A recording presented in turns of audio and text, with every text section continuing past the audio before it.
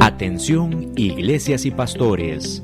Radio Costa Rica pone a su disposición toda una plataforma audiovisual para que su mensaje llegue a miles de personas en Costa Rica y el mundo. Sumamos radio, Facebook Live, nuestras propias aplicaciones, nuestro sitio web y nuestro canal en YouTube, además de toda nuestra experiencia en el concepto de evangelismo mediático, porque nos interesa unir esfuerzos para llevar un mensaje de fe y esperanza en estos momentos tan convulsos socialmente, donde las malas noticias nos afectan cada minuto. Su mensaje, nuestra experiencia y herramientas tecnológicas se unirán para llevar noticias de fe y esperanza. Anímese, ingrese al maravilloso mundo de la comunicación audiovisual con nosotros. Para mayor información, 8377-4416. Radio Costa Rica. Mucho más que una radio.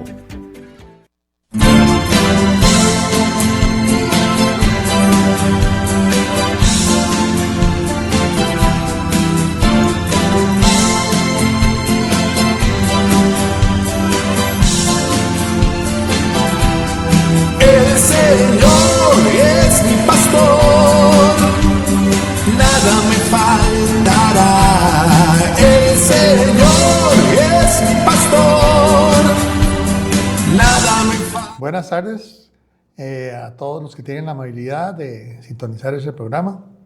Ahora les bendiga y les guarde. Y como siempre esperando que este programa sea de edificación para la vida de ustedes y pues también para todos los que les rodean, porque dice la segunda palabra, uno debe ser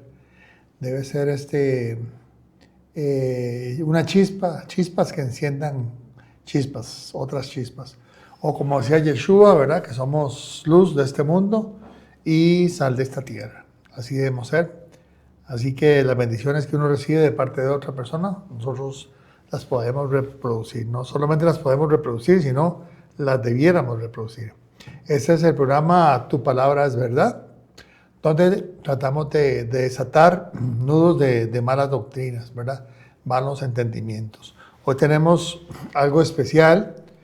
Bueno, siempre lo relacionado con el Eterno y su palabra es especial, pero hoy quisiera, el título es de las instrucciones de Dios para su pueblo, la Torá o ley de Dios, ¿okay? Obviamente, pues a las personas que ya conocen del camino que nosotros tenemos, que llevamos el camino de la ley de Dios, de Yeshua, sabemos que la Torá es una bendición, que la ley de Dios es una bendición, pero generalmente se enseña que no, que la ley ya no es necesaria porque no estamos bajo la ley, sino bajo la gracia, ¿verdad? O también, ¿verdad? Que la ley es una carga, ¿verdad? Y que Cristo nos redimió de la maldición de la ley. Entonces, con esos dos argumentos que son muy mal interpretados, pues la gente es alejada del conocimiento de las instrucciones de Dios. Y hoy quiero dar un vistazo, ¿verdad? Un atisbo a lo que es la Torá o la ley de Dios. Bien, voy a orar primero. Padre bueno, soberano del universo, Rey bendito, tú eres santo por todos los siglos. Adonai, tú eres soberano de todos, en todos los tiempos, de generación en generación. Tú eres Rey, tú eres Adonai. En este momento te ruego, Adonai, con todos los que están orando conmigo, para que tú traigas esta palabra, que me utilices como instrumento para llevarlo a los demás, lo más puro posible, lo más acertado posible, de acuerdo a tu santa voluntad que querías expresar en tu bendita ley y en tu bendita palabra. En el nombre de Yeshua, amén. Bien, el lema que por el momento no me canso de decirlo cada miércoles, dice: hoy te he dado a elegir entre la vida y la muerte, entre bendiciones y maldiciones. Ahora pongo a los cielos y a la tierra como testigos de la decisión que tomes.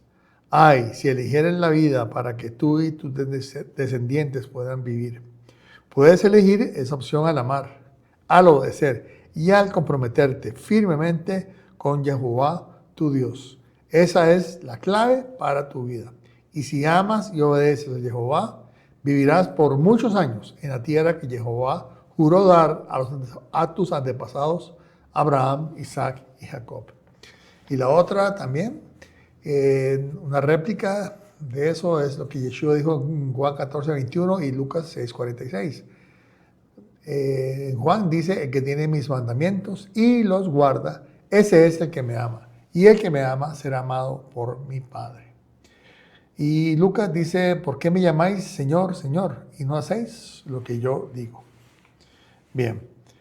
Entonces, como les decía, vamos a dar un atisbo a las instrucciones de Dios para su pueblo. De hecho, porque Torah no es ley, es instrucción, ¿verdad? Y la raíz de esa palabra es otra palabra en hebreo que es dar en el blanco, ¿verdad? Dar en el blanco. Y errar, ¿verdad? Es el origen de pecar. Entonces, lo que vamos a ver es un reflejo de esto, ¿verdad? Hacer Torah es dar en el blanco, donde el Eterno quiere que peguemos. Y errar o pecar es, pues, tirar allá o caer a donde Él no quiere, ¿verdad? Y vamos a ver unas cositas antes, por ejemplo, el concepto de pueblo, que parece mentiras que uno tenga que enseñar que uno es pueblo, pero bueno, lo hago porque yo he visto la necesidad, la gente no se resuelve a entender que es pueblo. Y empiezo con una pregunta, ¿verdad? Hay dos religiones con leyes distintas. Me refiero al judaísmo, ¿verdad? Y al cristianismo. Yo creo que no, ¿verdad? Las religiones, inclusive las que hay dentro del lado de las cristianas, digámoslo, son producto de malas interpretaciones y erróneas interpretaciones de la Escritura. Y además, también por añadir mandamientos y tradiciones de hombres a las leyes de Dios, a los mandamientos de Dios. Yeshua mismo dijo ahí en Mateo 15:3, dice: ¿y por qué ustedes quebrantan el mandamiento de Dios a causa de la tradición? ¿No ves? Desde tiempos, ya sabemos nosotros que desde tiempos de Yeshua, ¿verdad? Ya la ley de Dios, la Torah, era distorsionada por mandamientos o tradiciones de hombres, ¿ok? La ley de Dios, como vamos a ver, es donde se define qué es bueno y qué es malo, qué es correcto o qué es incorrecto. ¿Qué debemos hacer los que adoramos al Dios único, Jehová, ¿verdad? Y que somos pueblo. ¿Y qué es lo que no debemos hacer?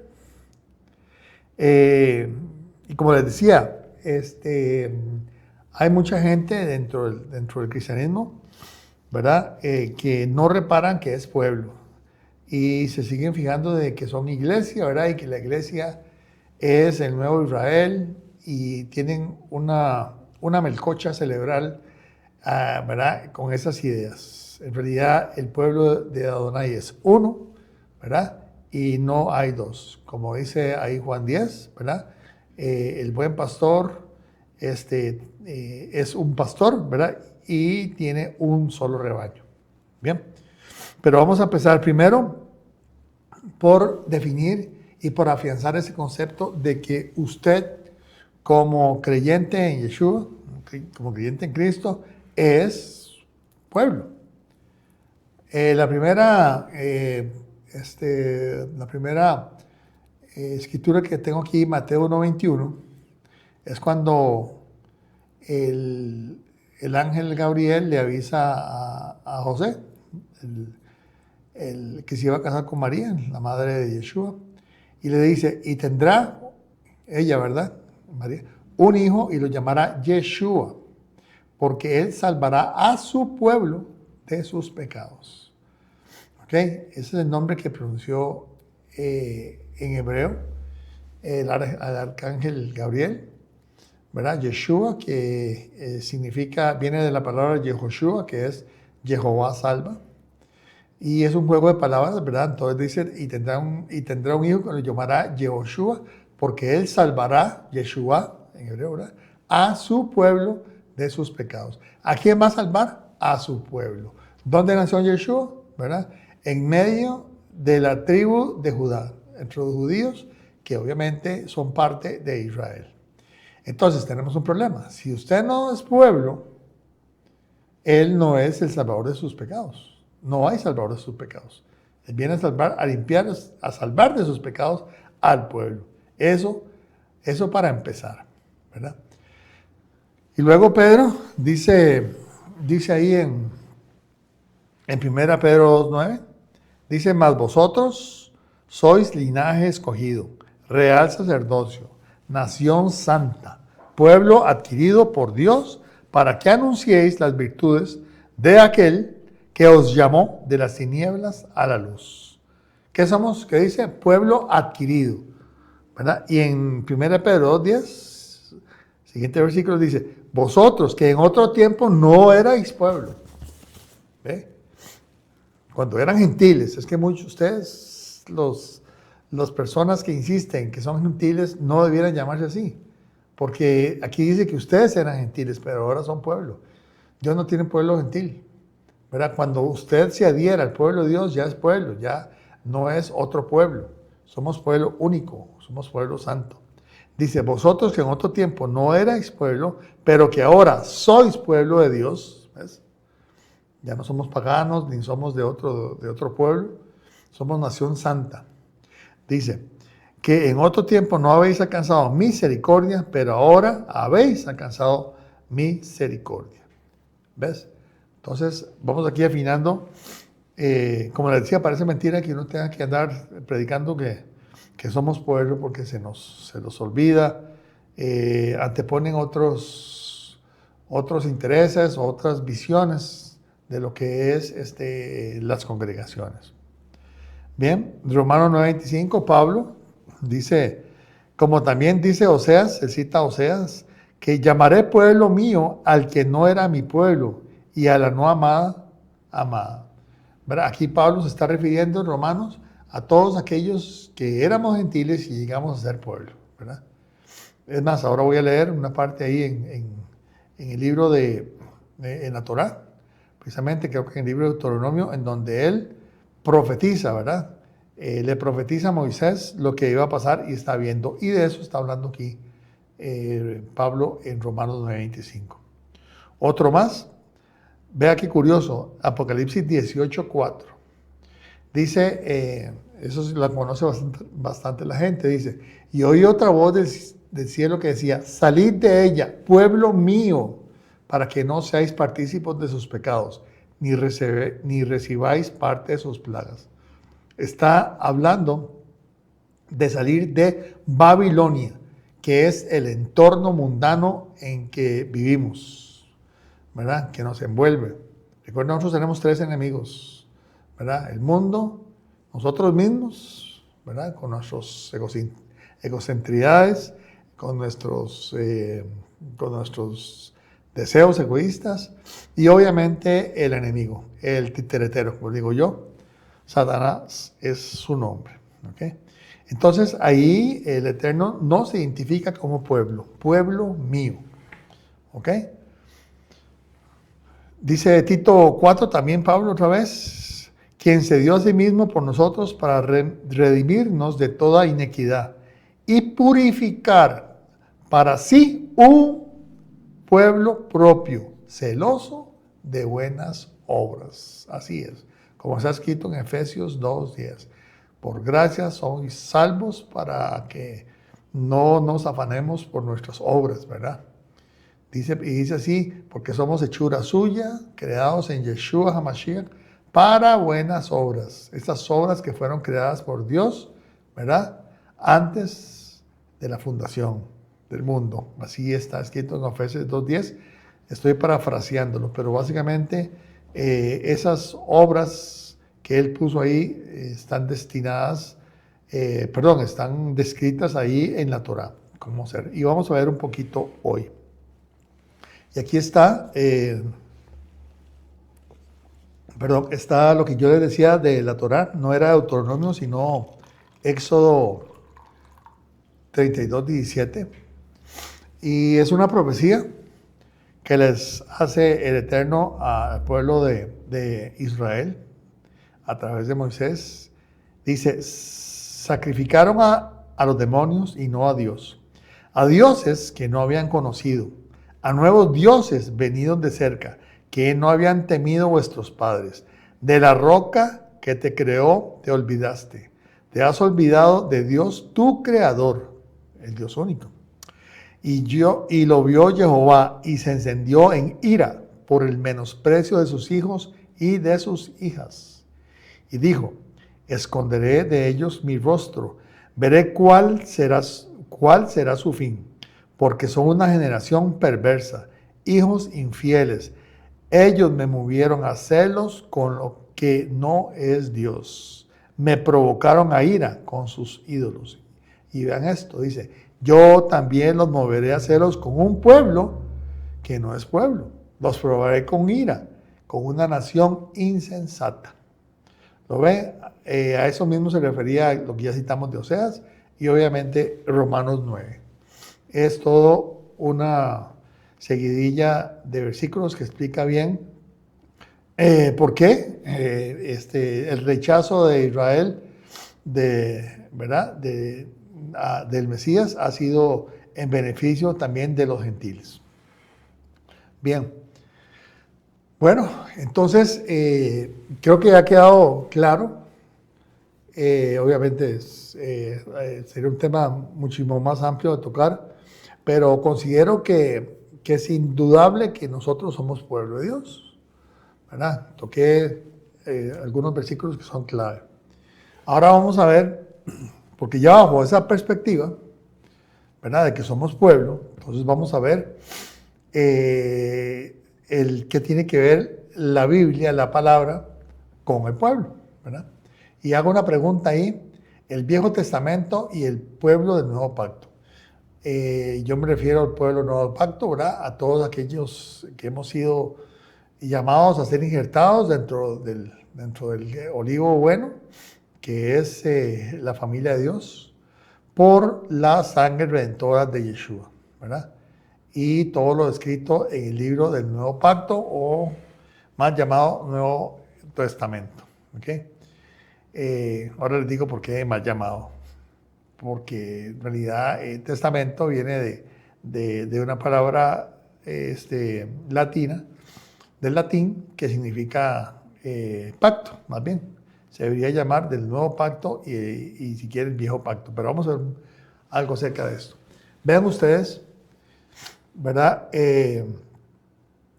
Cómo comenzamos a hilvanar la importancia que tienen, digamos, el Viejo Testamento, ¿verdad?, toda la palabra para nosotros. Aquí está hablando Yeshua en San Juan 17:17. Ahí está en mal un número, es 17, no, pero sí, 17:15 al 17, dice, no ruego que los quites del mundo, sino que los guardes del mal. No son del mundo como tampoco yo soy del mundo. Santifícalos en tu verdad. Tu palabra es verdad. Si ustedes ponen atención, ¿verdad?, vemos que la palabra es para santificarnos. O sea, devolvámonos para otro lado, ¿verdad? Nosotros encontramos la santidad en la palabra, en la verdad que es la palabra. Y además, quiero hacer el detalle de que cuando Yeshua habló, en ese momento no existía el Nuevo Pacto o el Nuevo Testamento. ¿A qué se refería? Obviamente a lo que llaman el Viejo Testamento, que es Moisés, los profetas y los salmos, como llama Yeshua en un versículo que está por ahí que vamos a verlo. Entonces, obviamente, cómo nosotros podemos prescindir del Antiguo Testamento si es lo que nos santifica. Yo quiero que usted medite.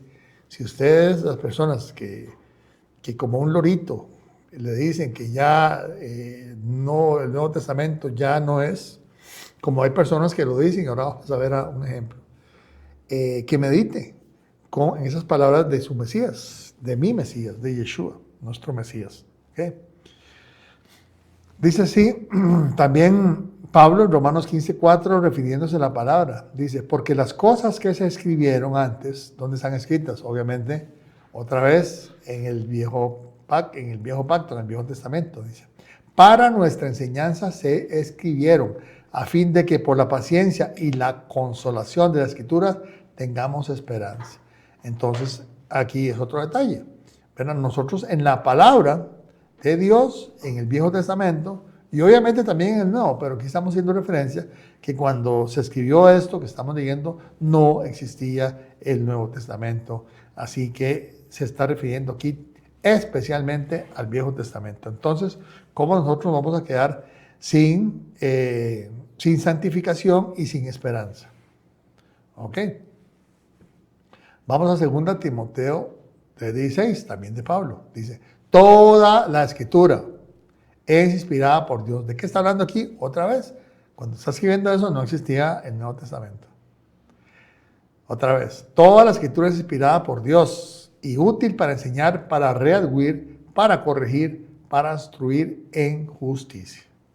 Bien, esa es, digamos, desde un punto de vista doctrinal, la importancia de la palabra en nuestra vida, ¿verdad? Espiritual, en nuestra vida con nuestro Salvador y nuestro Elohim, nuestro Dios. ¿Okay? Hay un detalle aquí importante, ¿verdad? Sobre los famosos habitantes del pueblo de Berea, ahí cerca de Tesalónica, creo que era, que eran unos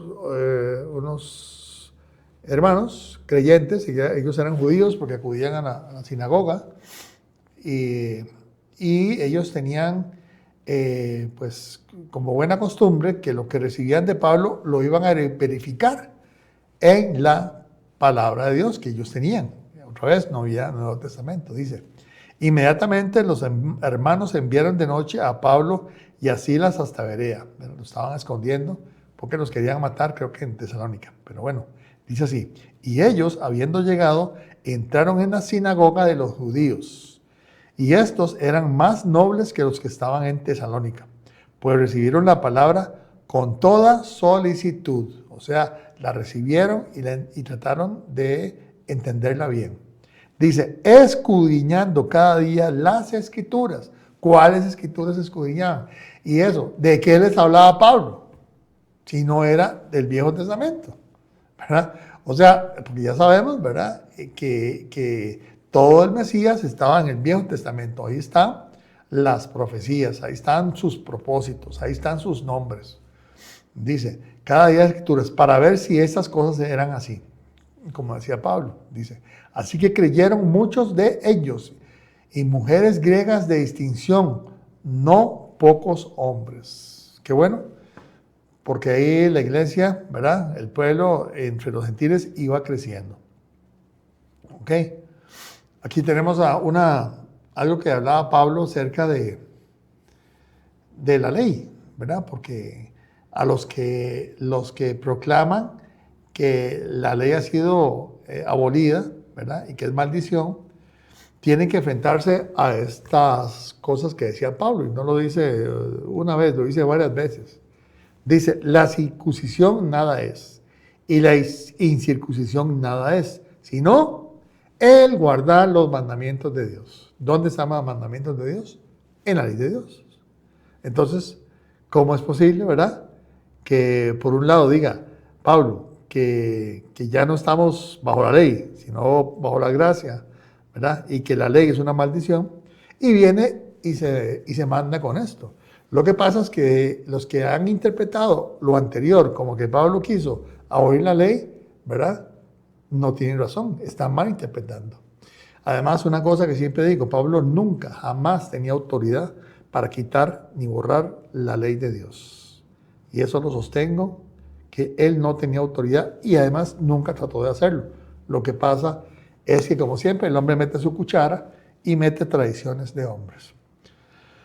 Eso que dijo Pablo está de acuerdo a lo que escribió Salomón en el libro de Eclesiastés 12, 13 y 14. Muy bello, ¿verdad? El libro de Eclesiastés hay que leerlo siempre, por lo menos una vez en la vida. Es un libro que medita acerca de la existencia nuestra y la dependencia de nosotros del Eterno. Dice, el fin de todo el discurso oído es este: teme a Dios y guarda sus mandamientos, porque esto es el todo del hombre, porque Dios traerá toda obra a juicio juntamente con toda cosa encubierta, sea buena o sea mala. ¿Okay? Como nosotros entendemos, hay un libro de la vida, hay un libro de obras buenas y un libro de obras malas. Ahí se escribe todo. Por eso es que nosotros nos movemos siempre a ver cómo es la mejor forma de vivir de acuerdo a los mandamientos de Dios, porque eso es lo que Él manda. ¿Okay? Y es lo que uno predica, obviamente. ¿Okay? Aquí la escritura que yo les decía acerca de Yeshua, ¿verdad? Que dijo que ya él citaba el canon del Viejo Testamento. Les dijo, estas son las palabras que os hablé. Le está hablando a los discípulos y ya está resucitado, ¿verdad? Porque no creían lo que estaba viendo. Pero les dice nuevamente, y él les dijo, estas son las palabras que yo os hablé, estando aún con vosotros, que era necesario que se cumpliese todo lo que está escrito de mí, dijo Yeshua, en la ley de Moisés, en los profetas y en los salmos. Entonces, eso lo que nos indica es que el libro que nosotros tenemos en la mano, que se llama la Biblia, es acerca de él. Él es el personaje. Se trata de todo, de él, de su salvación, de su reconciliación con el hombre, ¿verdad? Y ahí está escrito en la ley de Moisés, en los profetas y en los salmos. Entonces, ¿cómo vamos nosotros a decir que la ley de Dios está abolida, ¿verdad? O que es una maldición? Eso es una blasfemia, definitivamente. De que dice eso, interpreta eso de esa forma, es un blasfemo. Se los digo francamente, ¿verdad? Y vean esto que yo lo puse aquí porque es muy curioso. Esto es cuando Yeshua, después de ese versículo que acabamos de leer. Porque ya cuando Yeshua se va, dice, después de que él subió a los cielos, dice, ellos, refiriéndose a los discípulos, después de haberle adorado, volvieron a Jerusalén con gran gozo y estaban siempre en el templo alabando y bendiciendo a Dios. Amén. ¿Qué significa esto? Vea, el templo, mientras estaba en pie, porque eso estamos hablando del año 40 más o menos. No, estamos hablando del año 30, ¿verdad? El templo se destruyó en el año 70. Y mientras el templo estaba en pie, mucha gente iba ahí a adorar, ¿verdad? Lo veían como lo que era en ese momento, era el centro de la cultura, el centro de la cultura judía. Y ahí iban a alabar y a bendecir. Si Yeshua ya hubiese dicho, no, mire, yo soy una nueva religión, voy a hacer todo nuevo, ¿ok? El octavo día, como dicen otros, ¿verdad? Entonces les hubiera dicho, ni siquiera se acercan al templo, aléjense, vaya, alábenme a otra parte. Como hizo, por ejemplo, Jeroboam, cuando se separó, ¿verdad? Cuando hizo la rebelión contra la casa de David, contra el rey Roboam, que no volvieron a Jerusalén, pero aquí no. O sea, este versículo lo que prueba es que no son dos religiones, ¿verdad? Lo que pasa es que después tuvieron que lidiar y tenemos que lidiar con que no hay templo. Y Yeshua resolvió eso de otra forma que no es lo que estamos estudiando. Nada más para que vean que no hay dos religiones. Bien, Yo quiero hablar de este personaje, no es una foto porque no existían las fotos, sino es una foto, es una imagen ilustrativa. Este señor Marción, ¿verdad? Vivió más o menos al final del siglo I. Él era, creo que era un griego, ¿verdad? Y obviamente sabía filosofía y comenzó a conocer de la palabra de Yeshua. En ese tiempo ya existían los evangelios y ya existían los libros, ya es otro tiempo. Ahora, ¿qué es la importancia de Marción? ¿Okay? Marción lo pongo aquí como ejemplo para que vean ustedes, para que veamos, ¿verdad? ¿Cuál es el resultado de una mala interpretación de las Escrituras? ¿Verdad? ¿Cuál es el resultado de querer hacer su propia religión? De escoger lo que es santo y lo que no es santo. De lo que es escritura y lo que no es escritura. O sea, este señor lo dominaba su corazón. ¿Y qué dice la palabra? Que no hay nada más engañoso que el corazón. Él hizo mucho daño. Yo creo que hasta el día de hoy todavía está el daño que él hizo, perdón. Por ejemplo, el que primero comenzó a dividir entre un Viejo Testamento y un Nuevo Testamento, no fue él, ¿verdad? Pero sí, digamos, él fue muy marcado, como vamos a ver, en dividir el Viejo Testamento, que llamaba malo, era un Dios malo, ¿verdad? Y el Nuevo Testamento, que era Jesucristo, que era un Dios bueno. Una visión totalmente distorsionada de lo que es la salvación, porque el Eterno siempre ha querido salvarnos. Es más, desde el mismo Edén con Adán y Eva. Pero vamos a estudiar un poquito Marción. Dice, se llamaba Marción de Sinope, fue una figura muy influyente y controvertida, ¿verdad? Dice, del cristianismo primitivo del siglo II. Nació alrededor del año 85 en Sinope, ¿verdad? Ahí en Turquía. Y fue activo principalmente en Roma. Fue excomulgado en el año 144 después de Cristo por la Iglesia romana debido a sus enseñanzas consideradas heréticas. Después formó un movimiento propio llamado marcionismo, que se extendió ampliamente y por más de 2 siglos.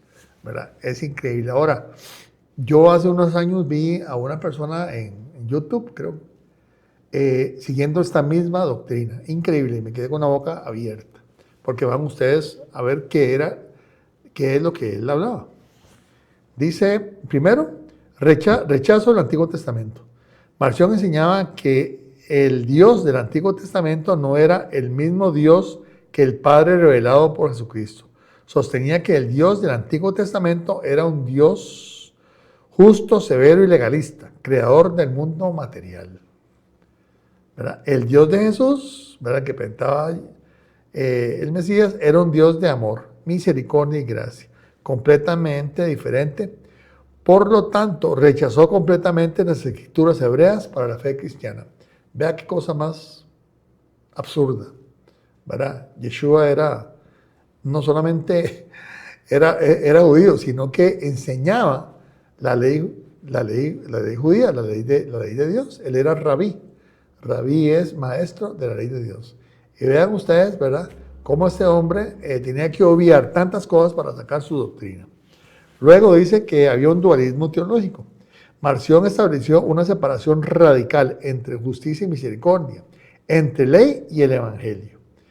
El deimurgo, ¿verdad?, que es el Dios creador, ese malo, ¿verdad?, que es un Dios inferior, dice, juez del Antiguo Testamento y creador del mundo físico, ¿verdad? Y hay otro Dios supremo, Padre Jesús, desconocido hasta Cristo. Imagínese usted. Este pensamiento influyó más tarde corrientes gnósticas, ¿verdad? Ya voy a explicar qué son gnósticas, pero vean qué barbaridad. Cuando Yeshua, ¿verdad?, oraba, él citaba, por ejemplo, él citó a Adán y Eva, citó muchos pasajes, citó a Abraham, el Génesis, donde se escribe al mismo Padre, el mismo Elohim. Y cuando Yeshua decía yo y el Padre somos uno. Es decir, tenía una confusión tremenda. ¿Y qué son los gnósticos? Los gnósticos son personas que quieren, digamos, interpretar, ¿verdad? Interpretar o llegar al conocimiento de la relación entre Dios y el hombre a través de pensamientos que según ellos, ¿verdad?, le han sido revelados porque ellos son especiales. Y entonces, sin sustento bíblico, comienzan a hilvanar cosas metafísicas y espirituales que se alejan totalmente de la Biblia, ¿verdad? Por ejemplo, Colosenses 2, el libro de Colosenses 2, Pablo habla en contra de los gnósticos, no habla en contra de aquellos que seguimos la ley de Dios, como el Shabbat. Por eso la gente no le importa y no lo entiende, pero esa es la pura verdad. Esos son los gnósticos. ¿Qué más de Marción? Dice que Cristo no era verdaderamente humano. Dicen, bueno, se llama docetismo, no sé por qué, sinceramente. Dice, Marción enseñaba que Jesús solo parecía humano, pero no tenía carne real. Negaba la reencarnación, la encarnación y nacimiento físico. Por el mundo material era obra del Dios inferior y por tanto malo, ¿verdad? Él no era creación de Dios, ¿verdad?, como ser humano, sino que era otra cosa que él decía. Bueno, eso es parte de lo que se llama Marción, como le digo. El que comienza a pensar cosas espirituales sin base bíblica, pues termina en cualquier lado, ¿verdad? Como una nave ahí que no tiene timón, que no tiene tampoco, ¿cómo se llama?, el ancla. Ahí anda de mar en mar. Dice que rechazo la resurrección y la mayoría de enseñanzas de los apostólicas. Negaba la resurrección corporal y la continuidad con la tradición apostólica judía, ¿verdad? Es más, a él solamente le gustaba Pablo, como a muchos. Hay uno por ahí que se llama, creo que es teología pauliana. Imagínense usted, ¿verdad?, lo que significa eso, cuando la teología debería ser del Mesías, teología mesiánica, y no Pablo. Pero bueno, así ese muchacho se anda de perdido. ¿Ok? Entonces, anda igual que Marción, ¿verdad?, negando a cuanto apóstol había. De hecho, ¿verdad?, Marción, como vemos aquí, él creó el primer canon, ¿verdad?, o lista de libros bíblicos. Marción elaboró, ¿verdad?, un canon cristiano conocido que excluía, ¿verdad?, todo lo que fuera judaizante, según él. Solo tenía un evangelio. Hubo 3 que lo sacó, ¿verdad? Creo que era el de Lucas. Sí, el de Lucas es el que se dejó y lo editó. Vean ustedes, ¿verdad? Y además 10 cartas de Pablo, también editadas, quitándole seguro todo lo que Pablo hablaba acerca de la ley de Dios y judío, porque Pablo dice que era judío y él seguía las reglas de sus padres. Pero bueno, así es. Así que básicamente, ¿verdad?,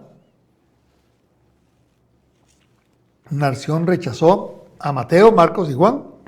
Hechos, cartas pastorales, ¿de quién? De Santiago, de Judas, de Juan, de Pedro, y no sé, tal vez Hebreos también, ¿verdad?, porque Hebreos no sabe si fue escrito o no por Pablo.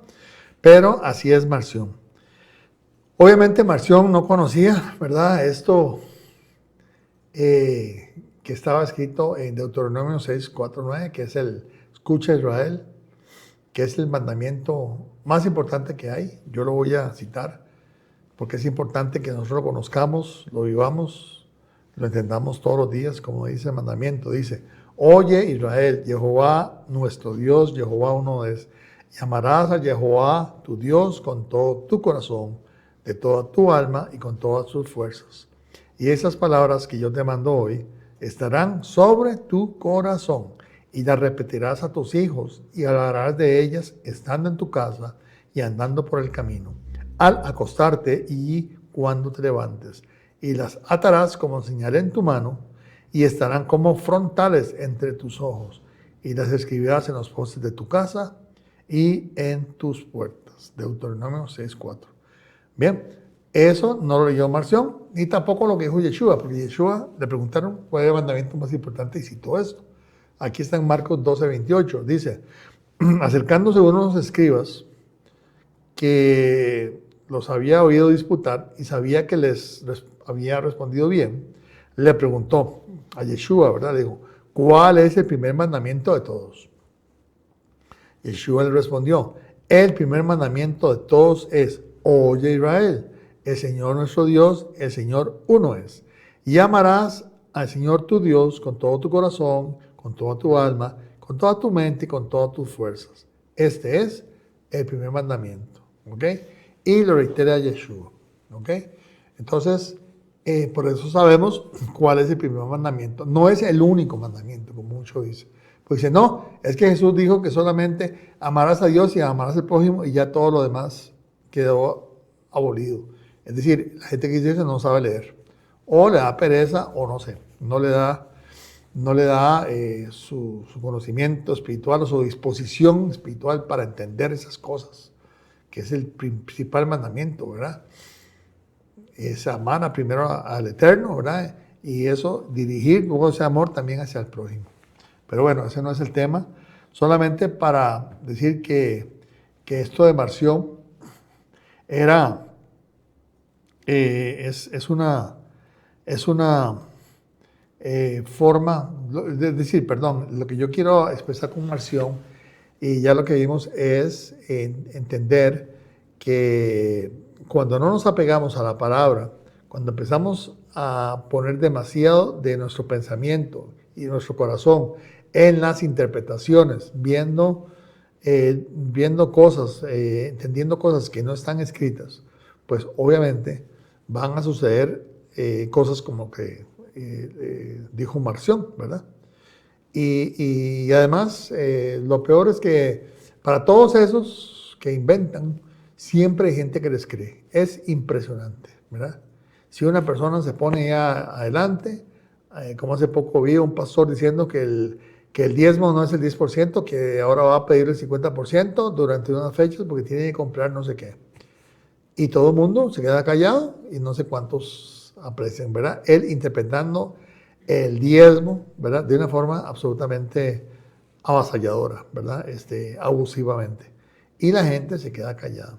Entonces, es algo que nosotros tenemos que poner en observación, ¿verdad? Vayámonos siempre a verificar como los de Berea, que lo que nos están diciendo es cierto en la palabra de Dios.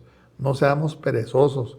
Nosotros siempre estamos pendientes de cuáles series están ahí en Netflix nuevas, de cuándo empieza el campeonato de fútbol, ¿verdad? De que ya viene Navidad y que lo necesitas, y no ponemos el mismo empeño a estudiar la palabra de Dios, sacar un rato diariamente, ¿verdad? Para estudiar, para entender, para buscar gente que hable bien, recuerdo las palabras y las enseñanzas de Yeshua, que llaman al arrepentimiento, a la santidad, para explicar los misterios del Mesías, de las profecías. En fin, eso es una recomendación que doy, ¿verdad? Y obviamente eso es lo que se llama crecimiento espiritual, verdaderamente. Eso sí es prosperidad verdadera. ¿Ok? Porque dicen los proverbios, ¿verdad? Que la sabiduría es mucho más valiosa que la plata o el oro, todo lo que nosotros podamos tener. Ese tipo de sabiduría, de todo lo que nos da la palabra, de entender las profundidades que son inescrutables, ¿verdad? Del Eterno, pues trae cambios en nuestra relación con el Eterno, que es lo que verdaderamente buscamos. Y es lo que la palabra quiere, que tengamos una mejor relación con Él. Entonces, me queda un tiempito ahí para acercarlos un poquito a aquellos que no conocen la Torá. ¿Por qué? Porque les da miedo, porque ya le dicen que esa parte no. Mire, y no estoy inventando, yo he hablado con gente, con pastores que me han dicho, nosotros conocemos muy poco del tabernáculo de Moisés y de las fiestas, porque no nos metemos a estudiar, como eso ya no sirve, entonces ya no lo ven. Y eso no puede ser jamás. Es decir, imagínense que Yeshua dice que está en el lugar santísimo de los cielos, actuando como sumo sacerdote. Si usted no entiende lo que hacía el sumo sacerdote aquí en la tierra, mucho menos va a entender lo que Yeshua hacía o hace ahora como sumo sacerdote en los cielos. Entonces, esa es la triste realidad y por eso está el programa, para acercaros un poquito para que vean que la Torah no muerde, que la Torah no pellizca, que la Torah es una forma, son instrucciones que el Eterno nos da para ser mejores personas, para ser mejores hijos de Dios. Bien, voy a empezar primero con los 10 mandamientos porque parece mentiras, ¿verdad? Parece mentiras. Yo soy muy preguntón y le ando preguntando a la gente que si sabe los 10 mandamientos. Cristianos, ¿verdad? Y los católicos. Los católicos me contestan un poquito mejor sobre los 10 mandamientos. Pero ellos tienen un problema, que les enseñaron 10 mandamientos que no son los de la Biblia. Porque la Iglesia Católica cambió los 10 mandamientos. Así de extremista, voy a decir una palabra, y así de vulgar. Cambiaron los 10 mandamientos que fueron escritos con el dedo de Dios en tablas de piedra. 2 veces las escribieron en tablas de piedra y una vez ya los había pronunciado al pueblo de Israel, a viva voz. Entonces los 10 mandamientos no se los sabe la gente. Imagínese que a usted en la escuela le obligan a saberse el himno nacional, ¿verdad? Y si usted no se sabe el himno nacional, usted saca un 0 en cívica o no sé cómo, ¿verdad? Pero es una vergüenza que usted no se sepa el himno nacional, ¿verdad? Si me lo ponen a recitar ahora, pues ya se me olvidó, pero yo en su momento tuve que meterle mente y ejercicio para aprender el himno nacional y otros más, qué sé yo, un montón de canciones patrióticas que le enseñaban a uno en la escuela. Y entonces, ¿cómo es posible que nosotros, ¿verdad?, creyentes en el Dios de los cielos, sabedores de que el Eterno nos dio una palabra revelada, que los cielos movió para darnos esa palabra bendita que tenemos en las manos, ¿verdad? ¿Cómo es posible que no sepamos unos versículos, unos cuantos versículos acerca de lo que Él escribió con su dedo? No lo sabemos. Los medios sabemos, ¿verdad? Generalmente lo que la gente dice, sí, amarás a Dios sobre todas cosas y amarás a tu prójimo. No, eso no está bien.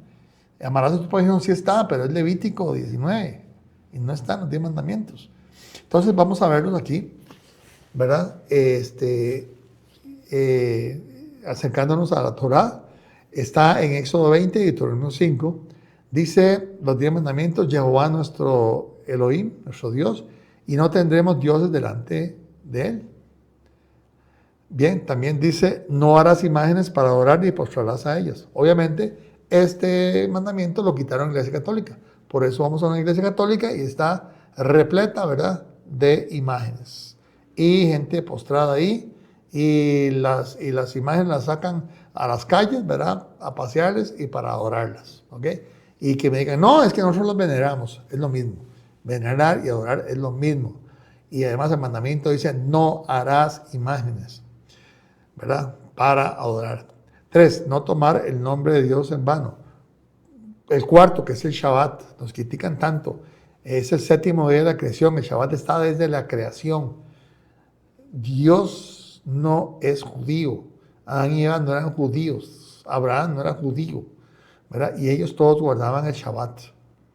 Usted me dice, ¿y esos dónde está? Le hace Génesis 26:5, que dice que Abraham guardaba todo precepto, mandamiento y ley de Dios, ¿verdad? ¿Cuáles eran esos mandamientos? ¿Cuál cree usted? Si el primero que hizo, que guardó el Shabbat fue el mismo Eterno, ¿verdad? Y que dice que es una señal entre él y su pueblo. Ahora que usted es pueblo, piénselo. Señal entre él y su pueblo. 5, amar a padre y madre. 6, no matar. 7, no adulterar, ¿verdad?, o inmoralidades sexuales.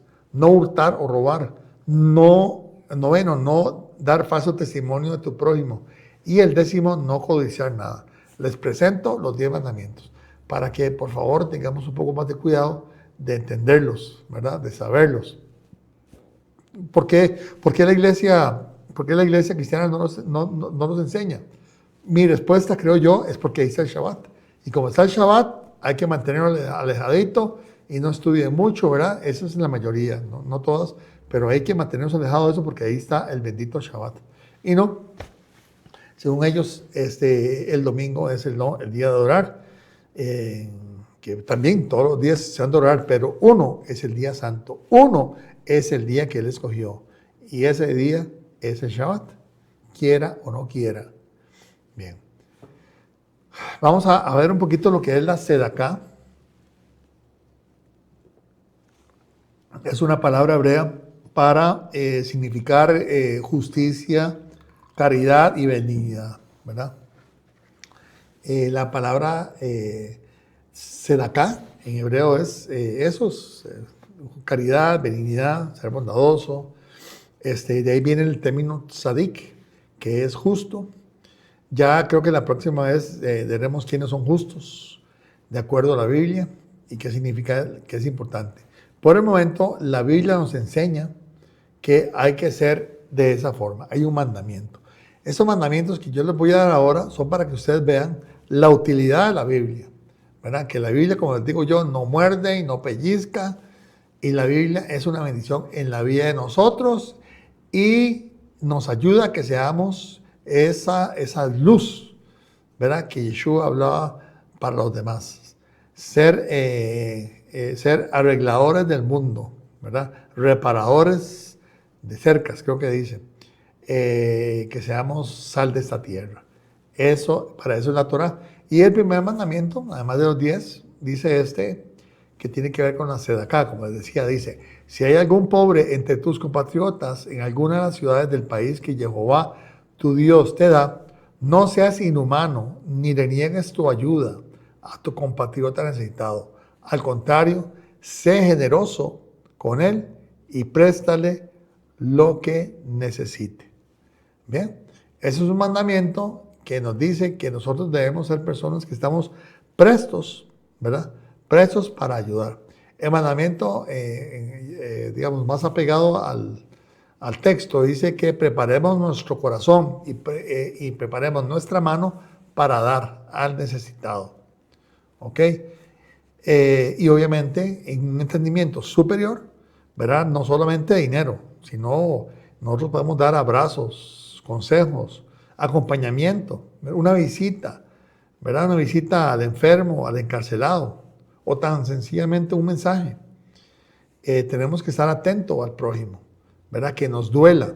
Yo siempre defino la Sedaká como ponerse en los zapatos de los demás, comprenderlos, ¿verdad? En todo ámbito de nuestra vida, ¿verdad? Desde la persona que está manejando el carro cuando vamos manejando la carretera, hasta en una tienda o en el trabajo, donde sea. Tenemos que ser más compasivos y ponernos en los zapatos de los demás. Es difícil, sí, muy difícil. Es muy difícil porque tenemos un ego a que tenemos que aplastar, ¿verdad? Tenemos esa superioridad que por muchos años permitimos en nuestra vida. Y en realidad lo que Yeshua hacía es que fuésemos humildes, ¿verdad? Mansos y humildes como Él. Mansos y humildes como Él. Imagínense usted. ¿Okay? El Rey del Universo se rebajó, ¿verdad? Para llegar a ser manso y humilde. Así debemos de ser. Otra parte de la palabra dice que habla de la protección a la viuda, al huérfano y al extranjero. Vamos a ir un poquito rápido, ya siguiendo el tiempo. Dice, cuando ciegues tus mies en tu campo y olvides alguna gavilla en el campo, no volverás para recogerla. Será para el extranjero, para el huérfano y para la viuda, para que te bendiga Jehová tu Dios en toda obra de tus manos. Cuando sacudas tus olivos, no recorrerás las ramas que hayas dejado de ti. Serán para el extranjero, para el huérfano y para la viuda. Cuando vendimias tu viña, no rebusques tras de ti. Será para el extranjero, para el huérfano y la viuda. Y acuérdate que fuiste siervo en la tierra de Egipto. Por tanto, yo te mando que hagas esto. ¿Qué está hablando aquí? Que cuando usted, ¿verdad? Eso era un mandamiento. Cuando usted tenía su campo y recogía la cosecha, que no se volviera por lo que caía, lo que quedaba, porque era para la viuda, para el extranjero y para los niños huérfanos. ¿Lo ve? Esto, la palabra de Dios nos enseña a ser dadivosos, a dar de lo que Él nos da, ¿verdad? A dar y no estoy hablando de diezmo, no estoy hablando solo de diezmo, es ser generoso en nuestra vida, ¿okay? No es que usted va a dar 10 y hasta ahí me quede, no. Si usted tiene que dar más del diezmo, délo. Si tiene que dar la mitad, si Dios lo mueve a mover, y si usted conoce la situación de alguien que necesita una operación o lo que fuere, dé lo máximo que puede. Ese es el espíritu de este mandamiento, ¿verdad? Igual, vean aquí, no torcerás el derecho del extranjero ni el huérfano. Vean ahí que habla el extranjero. Aquí en Costa Rica, bueno, yo no sé si he oído tanto, pero siempre nos vivíamos burlando, haciendo chistes de nicaragüenses o chistes de otras nacionalidades o personas de otras razas, ¿verdad? Sin meditar, sin conocer, ¿verdad? Que está determinado en la palabra de Dios que nosotros no podemos hacer eso. Otra cosa, se prohíbe el incesto. ¿Usted cree que la ley de Dios esté en el basurero? Que es maldición cuando prohíbe el incesto. ¿Qué pasa si usted vota en la Biblia? ¿Podemos volver al incesto? Pues obviamente que no. Eso es una prueba de que los que dicen que la ley fue abolida y que ya no estamos bajo la ley, están perdidos. Están perdidos. Dice, nada más voy a leer algunos, ningún hombre debe acercarse a una mujer de su propia familia para tener relaciones sexuales con ella. No deshonres a tu padre teniendo relaciones sexuales con tu madre. Más adelante, no deshonres a tu padre teniendo relaciones con su mujer, ¿verdad? Cuando es una madrastra.